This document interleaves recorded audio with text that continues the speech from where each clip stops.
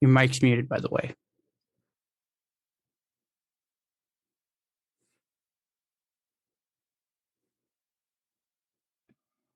Can you see me? Yes, we're good to go. God, I have no idea what happened. I've been clawing at this screen for a couple hours. Yeah, when you emailed me around like 9:20, 9:30 my time, I was getting ready to go get like a plant. Well, I And just was giving you time to look at some material if you needed to. That's all. oh, okay. Yeah, I read it when I was picking up the plant. I'm like, oh, okay, good stuff. This is the kind of what I've been thinking we need to do. So sorry for the the delay. Do you want to just get right into it? Sure, why not? So then just introduce yourself. Tell us about you, where you're stationed and all that. Where I'm stationed on the planet, huh? Oh, I'm in are we? Overland Park, Kansas, Okay. right outside Kansas City. I've lived here about 40 years, Midwest to the max, although I was born in California. Ah, I've gone to college too many times to brag about, and I have a PhD in environmental studies, which I got at the age of 70. And I've written 8 books, and they're largely about climate and fuel. The energy transition as a study is new, and so I've written the Bible, the phone book, so to speak, okay. about uh, lots of pictures, and it is about the history of Kansas City as an example of how cities changed from using wood to using coal to using oil, Hmm. and particularly gasoline. And then what are we going to do next? And that's the big question. So that's me in a nutshell. Wonderful. So then, what do you see as environmental study, PhD, for a fuel source we could use that is not carbon intensive? A fuel source that we can use. Well, there are fuel sources, or energy sources is a Okay. better term. And most of those are unavailable to us, and we can't describe them well enough to even suggest what they might be. I talked to a man this summer in Missouri. He's an engineer. He was just as cogent as could be, and he claimed that by reading Tesla, that he found this way of turning the air into energy, and he could do it. And he was going to sell it to hospitals first because he thought they were the best customers, and then he was going to release it to the world. I haven't talked to him since, but that is one possibility. And I think there are others out there, some combination of which that will produce the kind of energy we want. Okay. Then I'm just curious. Uh, would a nuclear plant work, but we don't use uranium, more like thorium, which is not radioactive? Yeah, well, that's a good question. Theoretically, yes, but the likelihood of it happening is almost nil. I think we just moved away from nuclear for the obvious reasons. Right, the And radioactive and problems like that. yeah, yeah. I was in France a couple of years ago, and they're very nuclear, and they just run at top speed like clockwork all the time. Hmm. I rode their train 98 miles an hour, and it just stopped on this little concrete platform in the middle of a meadow. And along came this train, stopped, silent as could be, got on it, off it went. And they're doing just fine, but we don't have the same frame of mind, I'm sorry to say. Right. No, the only one I could think would work, but we don't have the proper technology would be like geothermal and drill way down into the earth. Yeah, it's hard to uh, expand on that. It's hard to reach the kind of scale. That's just Mhm. the same as trying to get any fuel out of something we grow in the soil. We can do it. We can turn a cornfield into ethanol, but we'd have to plant the entire planet in cornfields in order to get enough ethanol to run what we want, and then we wouldn't have it done. And then we would have robbed people of good food source. So these either or situations are just not all that viable. Yeah. So you were mentioning in your book, driving less if avoidable kind of thing, and using bikes and walking. So for a guy like me in California, it's dangerous just to even walk down the street. Someone could randomly take Right. you out. So how, what are some like the add on why we should do that. Well, if you look in the book, the central statement is that there is no greater act of pollution than burning gasoline, and there's no Mhm. greater way to stop pollution than stop burning gasoline. So, in the abstract, if you have a freeway full of cars bumper to bumper burning gasoline and the hillsides are on fire, duh, you've got to get out of that car and quit doing it. And so the alternative is you Zoom, you really cut back on your schedule so that you burn as little as possible. And again, we say in here that the Right. gallon of gasoline is equal to 20 pounds of carbon dioxide. That adds up to a lot. Oh, by the way, I want to tell you that 2 weeks ago tomorrow, I bought a Nissan Leaf, Leaf. Okay. Yeah, I'm Good so for thrilled. you. And that all electric car, gunmetal gray hatchback, it's just gorgeous. And that puts me into the 21st century. As long as we burn gasoline, we're still in the 20th century, and we have to get out of it as quickly as possible. And that is something that we must do individually and collectively. And we are doing it individually because there is no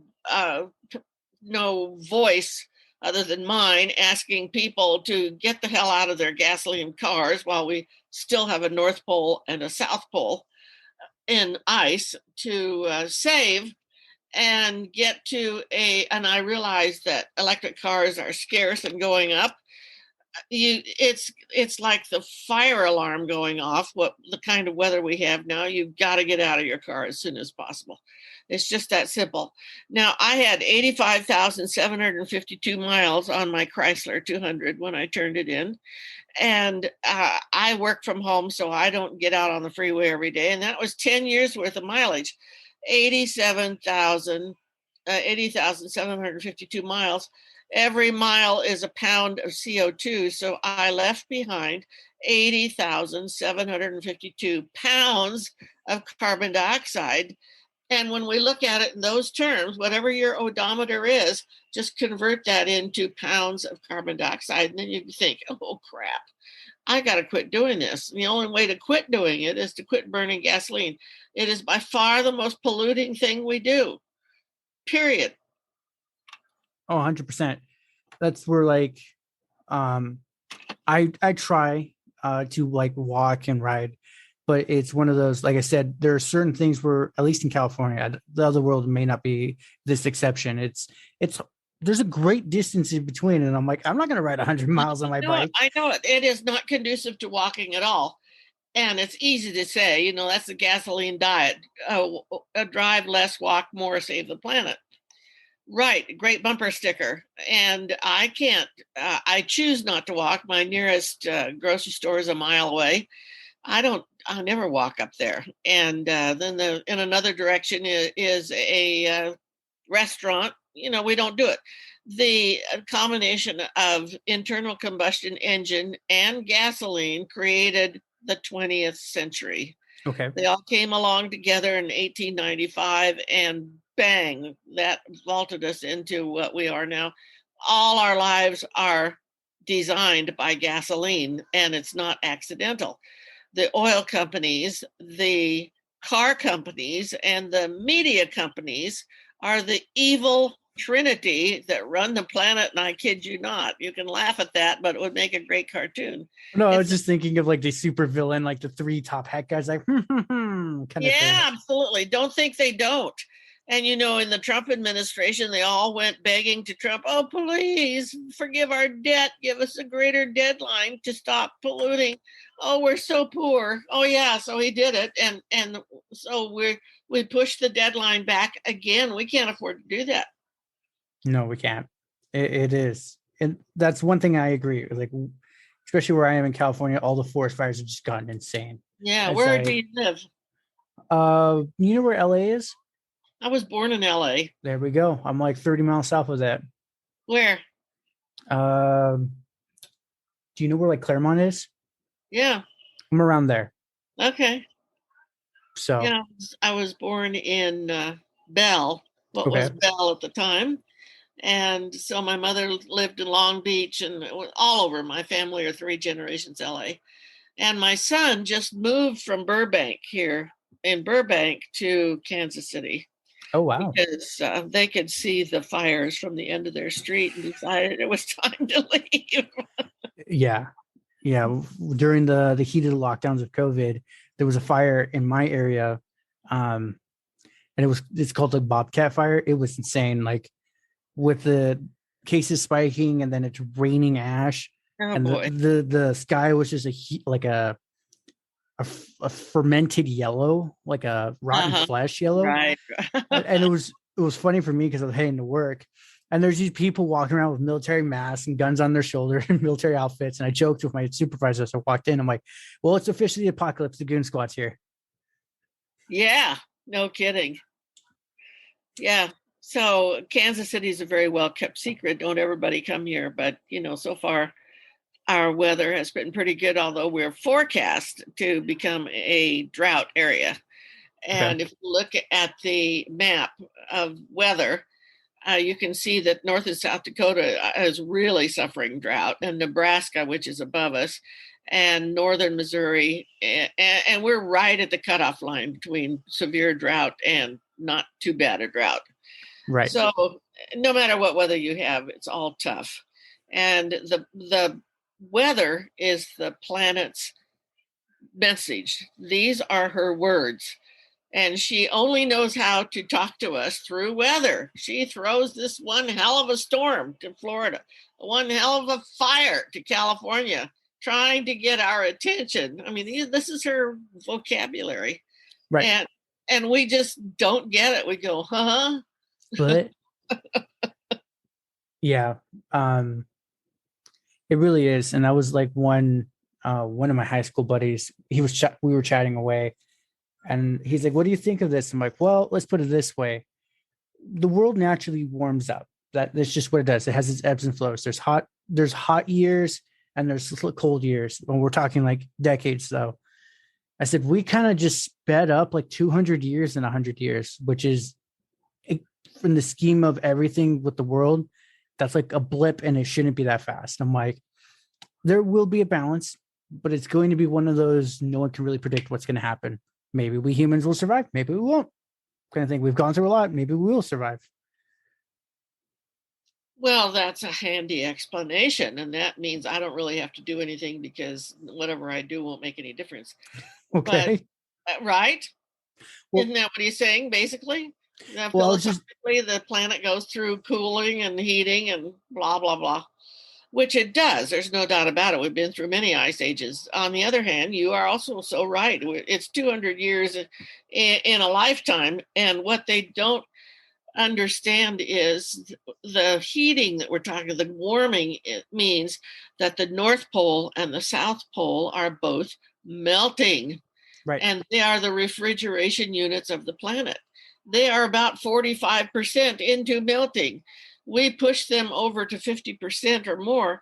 There's no agency, there's no energy source that we know of that's going to refrigerate those parts of the planet.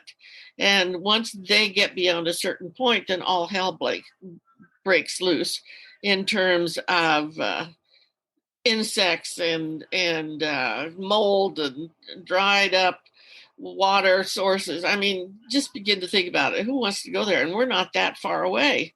So that is our obligation. And we are the generation, and this is the time now to say, wow, I saw it. I helped stop it. Right. No, it was just he was asking my insights, and I was just like, if we're gonna go with the longer view, this is unheard of in the time scheme. It should have been like 500 years, and we'd ebb and flow up to that point, 500 years down, kind of thing. But I'm like, we kind of just lit a match through on the gas and said, all right, let's see what Boy, is happens. that the truth. The scientists and the politicians don't do us any favors when they say this is exponential. Well, what what What is does that that? mean? How do you measure that? I have no idea. It's just one of those big words where you go, yeah. Or resilience, that's another one, can mean anything. And sustainability. Nothing we're doing is sustainable. Come on. Right. But but that's why I only talk about gasoline, because we can understand that. We all buy it every week. We all buy millions of gallons a year, and we all burn it into the atmosphere. Every 3,000 miles your car burns it burns the weight of itself, 3,000 pounds, 3,000 miles, it goes up into the atmosphere.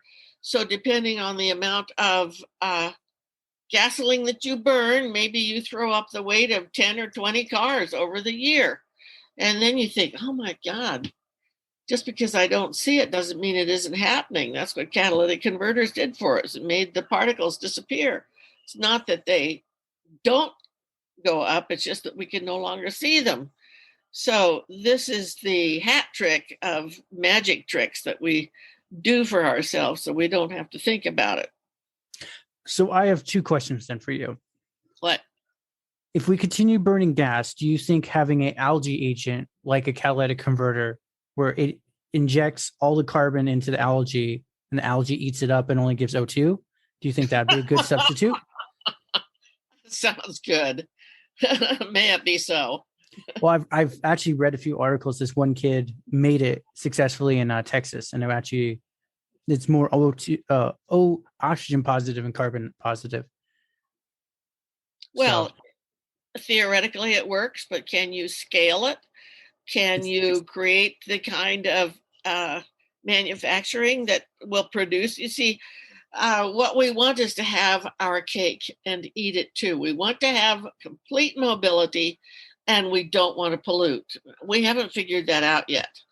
Chances are we are going to have to give up, like you and I are doing now, the kind of mobility that we've had. We're going to replace it with Zoom. And I know we're all sick of Zooms by now, but it is a great non-polluting, or less polluting, I should say, transaction than the car. We're going to have to give up the internal combustion engine unless we can replace it. And, sitting on the freeway every morning and listening,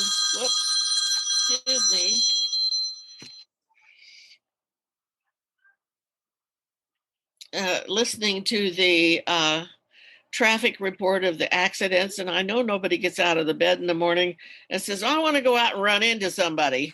But there are some crazy people that would. Yeah. But yeah, in general, us humans are relatively good and we want the best. We just don't want to sacrifice convenience. And that was the big. Did they make a movie about this, about becoming terribly lazy? And that's every dystopia movie. WALL-E is one. WALL-E, right? Yeah, fat people lying around. Well, we're pretty well fulfilled that. So I wanted to tell you about my plans to create the Great Gasoline Goodbye. Okay. Because April 16th, 1855 is the date when gasoline was discovered. Yes, gasoline was discovered in a test tube at Yale University, April 16th, 1855, when two lawyers from New Hampshire brought in an oil sample and asked it to be analyzed. And nobody had ever done that before. And so they had it analyzed. And, just think of this. This is the day before oil.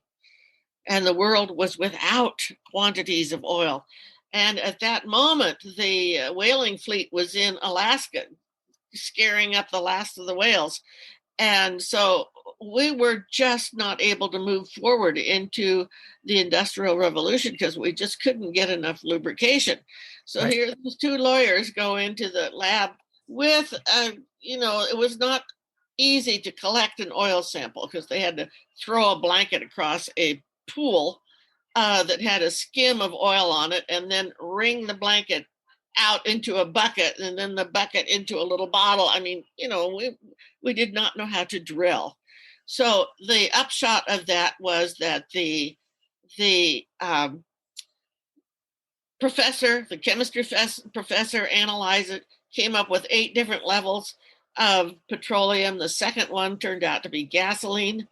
which they didn't know what to do with yet because it was way too volatile. If you dropped a couple of drops on the floor, it exploded. But the third one was kerosene. And that started the lighting revolution that John D. Rockefeller used to get rich because they needed to run factories at night. And so this gave them that possibility. Couldn't do manufacturing with candles. So fast forward here, 100 and some years later, I want to create the great gasoline goodbye. Okay. And I want to celebrate. I need to bring people's attention to the fact that we can actually wean ourselves off gasoline. We are currently addicts and we need to become customers. We need to say, hey, I don't want to use your product anymore. I don't want to use it so much that I'm either going to walk or Zoom or walk some or use an electric car, which I love, by the way. It's really cool. And find a way to get myself and my friends and my family off of gasoline. And we'll celebrate this every April 16th.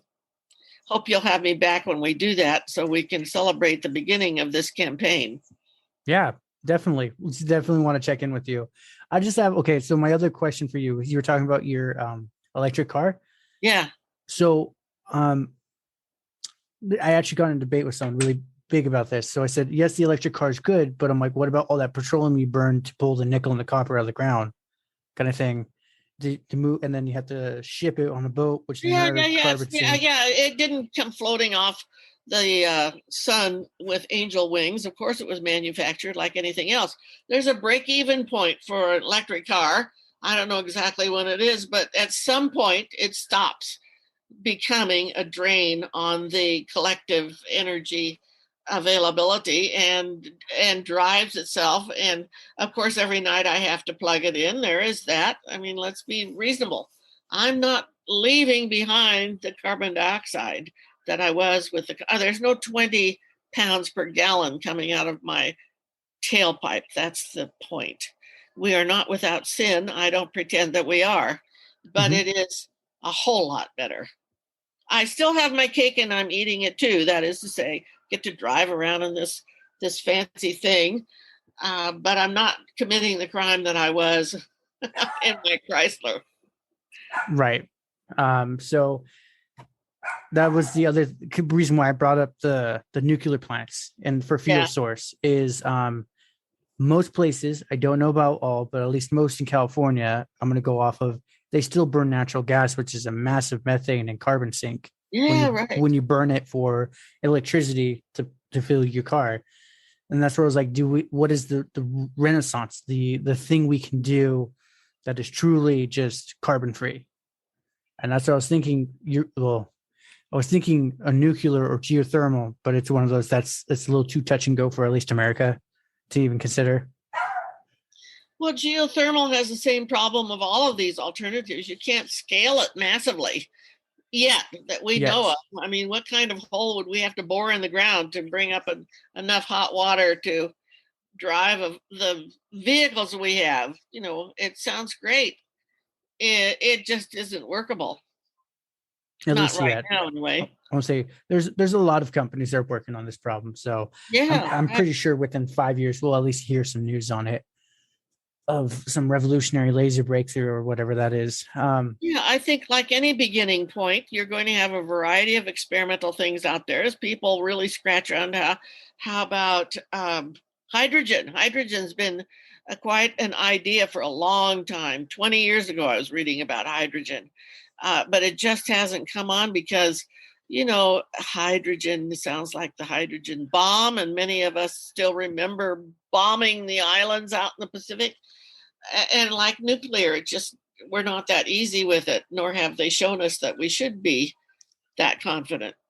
So one thing I actually brought up from one of my guests, we got talking about the environmental impacts and ways people can do it. And I said, we're actually at an interesting renaissance that people don't realize, because we have literally a power source on wheels, hence your Leaf, the Tesla, etc.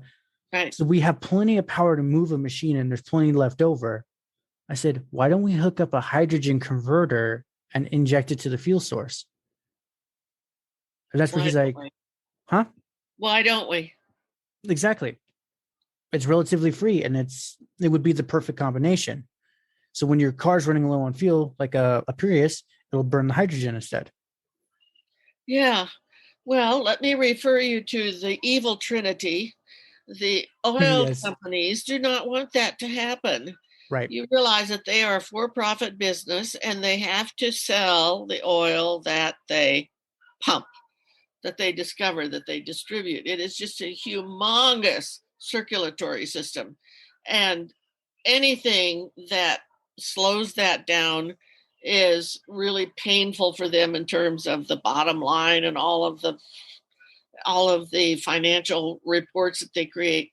So behind that are a lot of male egos who are out to prove that they know what they're doing and they know how to increase profits. I mean, come on, blah, blah, blah.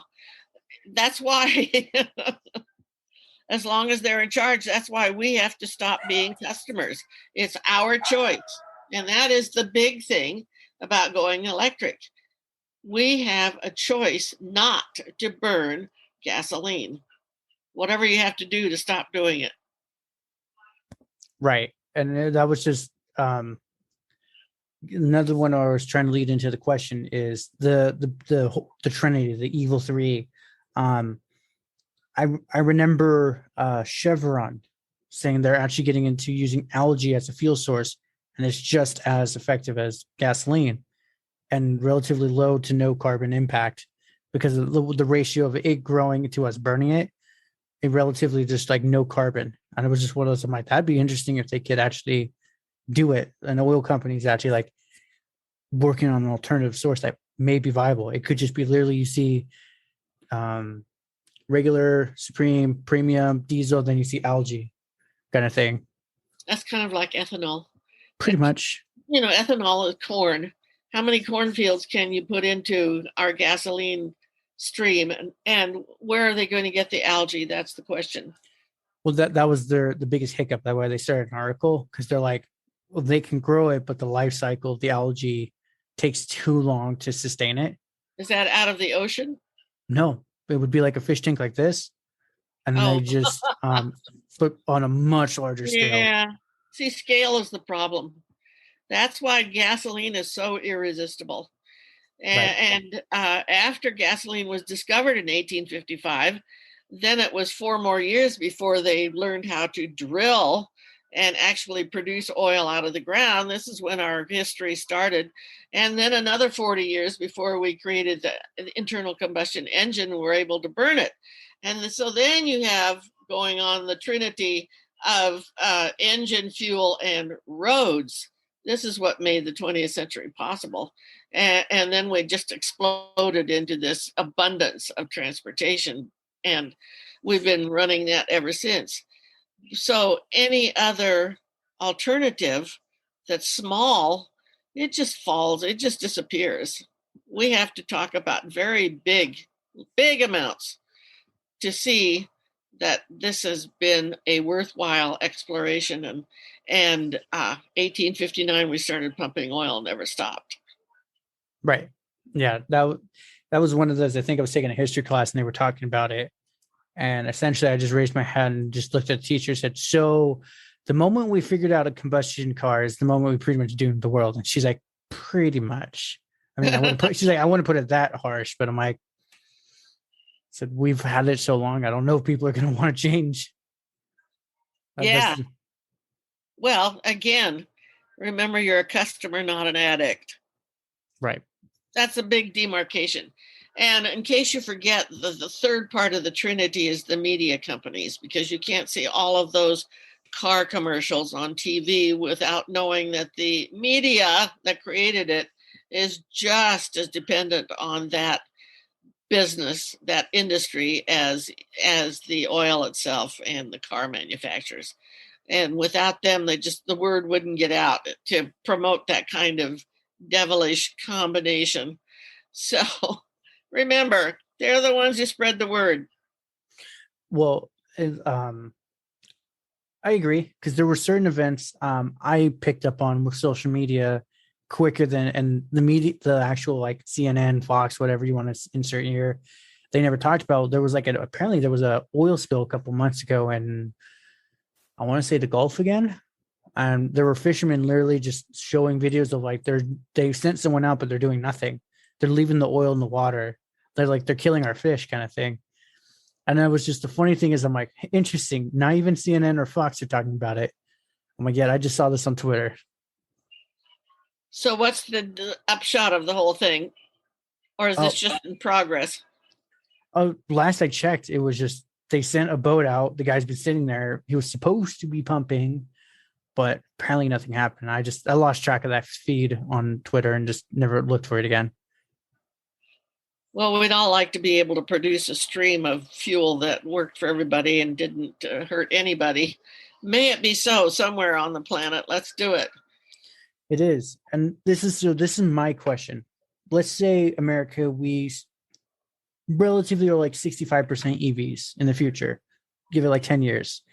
But what do we do about countries like India, where they're just barely getting into the combustion engine, being able to buy the old like Toyota motorcycles and stuff like that? What do we do with them? Because they don't even have catalytic converter rules, and their smog's insane right now.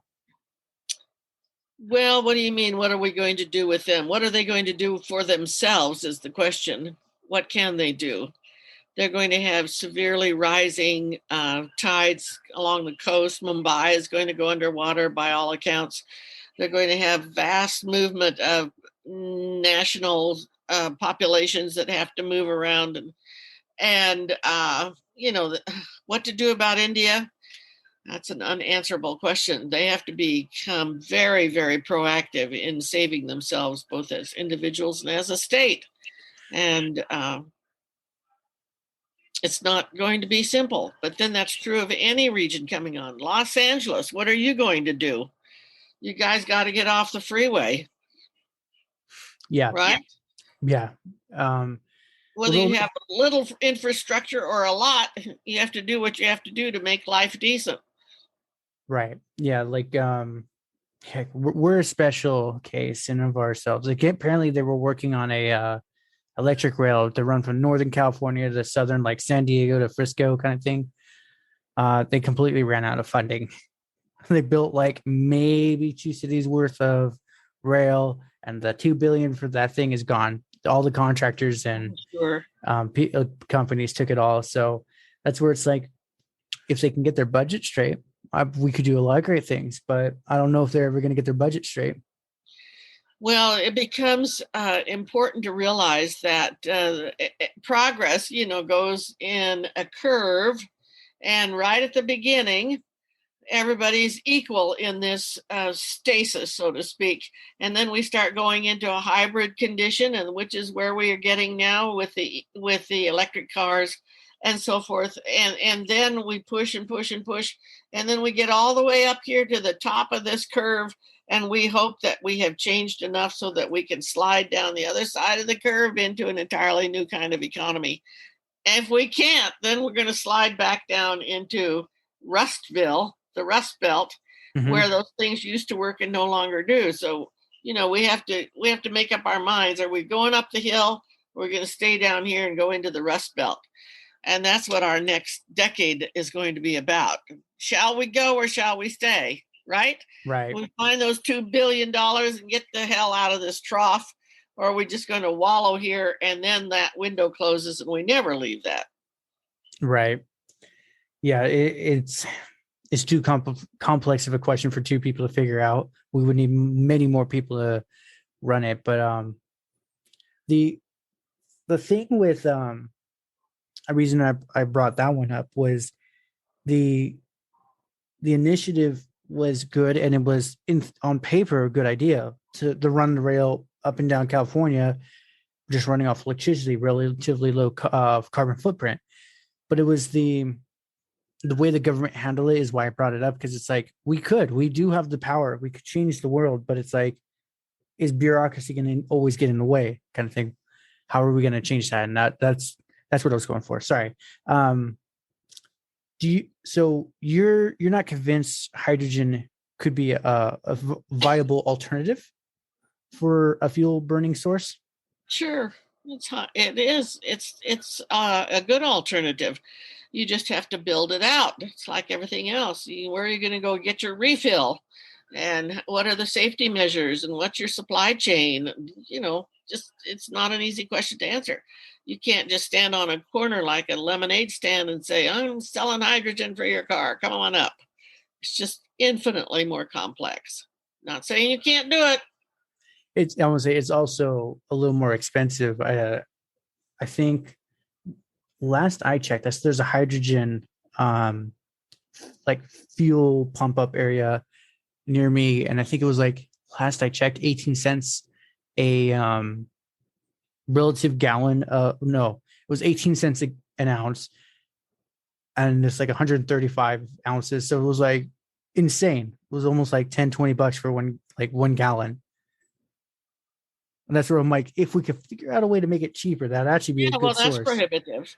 Nobody's going to do that. And, even atomic power, as cheap as it has been, has not overcome its reputation for danger. And that's the same thing that hydrogen power has. And the very word makes people quiver. So, it's not easy to sell that stuff. It's not. No, it's not. Um, so then other than like I was saying, is it like we do try to do every other day if like we can't fully get rid of our car, maybe one day we ride, one day we drive a car kind of thing? Sure. That's called carpooling. Been around for a long time.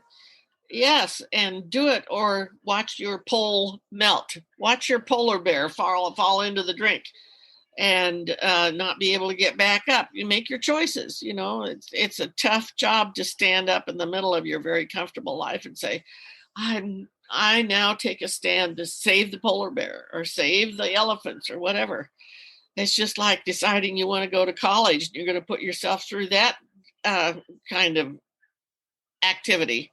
You make your choice and then you stand by it.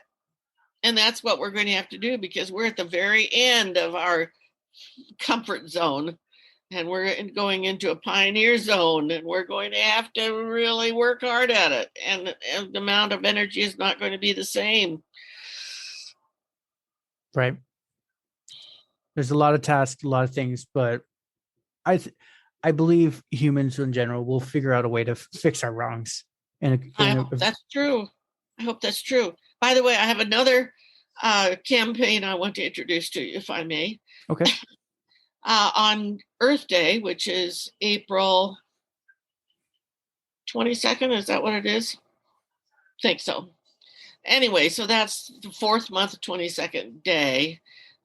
So April 22nd, Earth Day, I want everybody to honk their car horn at 4:22 p.m. No matter where you are, honk, da da da da, bump, bump, bump, 4:22 p.m. and let the world know that that you are walking carefully on the planet.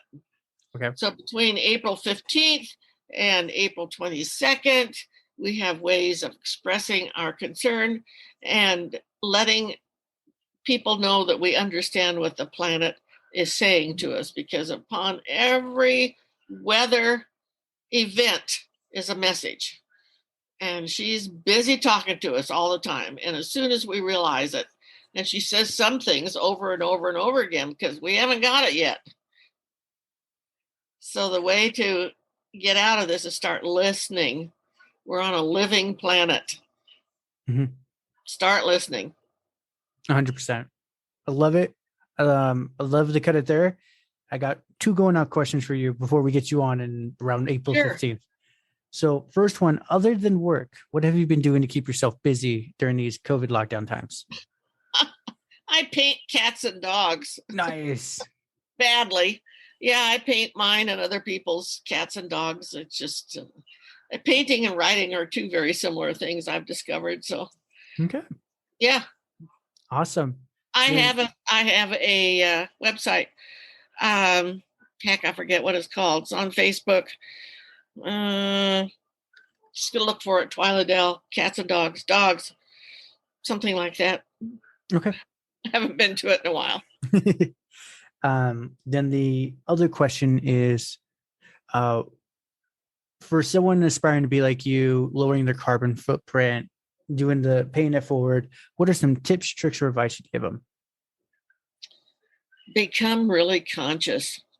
And then as soon as you become conscious, you realize that there are a number of things you can do. And I just got a letter from the Nissan Corporation talking about registering on their website and being paperless. Well, yes, we should all be paperless, but it's so silly when they sell cars that burn gasoline at 20 pounds of carbon dioxide. So be aware that gasoline at 20 pounds of carbon dioxide per gallon is by far the most polluting thing you can do. Sure, recycle your beer cans and go paperless, but do the most important thing and get others to do it as well. Then you will have done something. Remember, you do not want the North Pole to melt. You do not want the South Pole to melt. Don't Right. let it happen. 100%. Love it. So then the second one was going out, but it sounds like you have a lot. What is the main site everyone can go to contact you and be like, hey, I like what you said, kind of thing? Oh, thank you. Yeah. It's called howwecanstopclimatechangenow.com. And I have a blog there. I have taken the summer off, but I have about 60 blogs there, and howwecanstopclimatechange.com and twyladell.com. And this book, fuelingchange.org. This is really a wonderful book. And as I said, it has a lot of pictures. And this is Kansas City at the dawn of electrical age, for instance, the only one of its kind. All these books are available on Amazon. You can read. Did you read this one, Josh? Yes, that was a good read. Yeah, all pictures. Mm-hmm. All right, that's it. Wonderful. Then I also have an automated email. Should actually be hitting you within 20-ish minutes. And then all the links we mentioned, send on back to me. And any we didn't mention, send on me. I'll put in the description too. Okay, sure. Perfect. And then I will. Wonderful. It's been a pleasure. I'm looking forward to talking to you in a couple of months. April it is. Yeah, thank you. I really appreciate it. I'm glad we finally got together. Yes. It was a saga, but we did it. Oh my God, yes. Well, that's Zoom. Thanks, Josh. Thank you. Well, congratulations. You made it to the end. You're an awesome person. Not many make it here. So, being the awesome person that you are, can you do me one more awesome favor? Can you rate and review this on whatever podcast services you're using? If you do it on Apple and you leave an actual written review, I have a thing on my website. I will take your written review and post it for all to see. Congratulations, you're permanently sealed on my site. Otherwise, I am trying to do YouTube more and live streaming. I will try to put as many of the YouTube links in the description of the show as I can. So give your boy some extra help over on YouTube. Watch my videos. I just mute it and change the channel, change the window or something. But yeah, that's it. Thank you for being awesome and see you next time.